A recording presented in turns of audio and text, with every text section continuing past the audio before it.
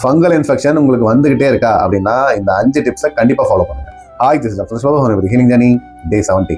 First, உங்களோட dress ஈரமாயிட்டாலோ அது மாதிரி வேர்வை வந்து ரொம்ப நனைஞ்சிட்டாலோ இமீடியட்டாக ட்ரெஸ் சேஞ்ச் பண்ணிடுங்க. இந்த ஈரமான ட்ரெஸ் யூஸ் பண்ணுறதால மெயினாக இன்னர் வேறு ஈரமாக யூஸ் பண்ணுறதால தான் ஃபங்கஸ் வந்து ஈஸியாக வளர ஆரம்பிக்கும். அடுத்தது, ரொம்ப டைட்டான ட்ரெஸ் யூஸ் பண்ணாதீங்க. மெயினாக இந்த சம்மரில் வந்து முடிஞ்சளவு காட்டன் ட்ரெஸ் யூஸ் பண்ணுங்க. காத்தோட்டம் இல்லாமல் இருந்தால் தான் ஃபங்கஸ் வந்து வளராது. அடுத்தது, ஃபேமிலிக்குள்ளே வந்து பார்த்தீங்கன்னா டவல் வந்து எல்லாருமே ஒரு டவல் சிங்கிளாக யூஸ் பண்ணுங்கள்.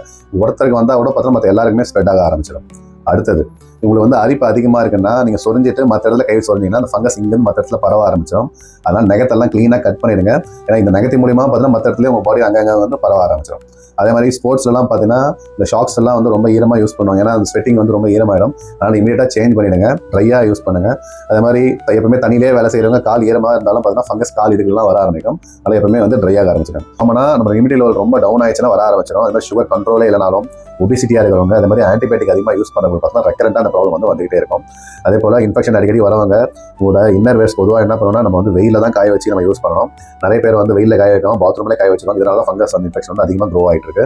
அதே போல் உங்களுக்கு இன்ஃபெக்ஷன் நிறைய பேர் இருக்கிறவங்க என்ன பண்ணுவாங்கன்னா மெடிக்கல் ஷாப்பில் போயிட்டு ஆயின்மெண்ட்ஸோ ஸ்டீராய்டு ஆயின்மெண்ட்ஸ் யூஸ் பண்ணுங்க. போட்டோடனே சரியாயிடும். ஆனால் திருப்பி வந்துட்டு ஏன் வருதுன்னா நீங்கள் யூஸ் பண்ணும்போது சூப்பர்ஃபிஷியல் ஸ்கின் தான் சரியாக மட்டும் டீப் லேயரில் ஸ்கின் இன்ஃபெக்ஷன் அப்படியே தான் இருக்கும். இது உள்ளுக்கு மெடிசன் சாப்பிட்டீங்கன்னா தான் பர்மனெண்ட்டாக க்யூர் ஆகும். ஹோமியோபதியில் எக்ஸலன்ட் மெடிசன்ஸ் இருக்குது. அலாங் வித் எடுத்தீங்கன்னா இது வந்து பர்மனெண்ட்டாக குணப்படுத்தலாம். நாளைக்கு பார்க்கலாம். நன்றி, வணக்கம்.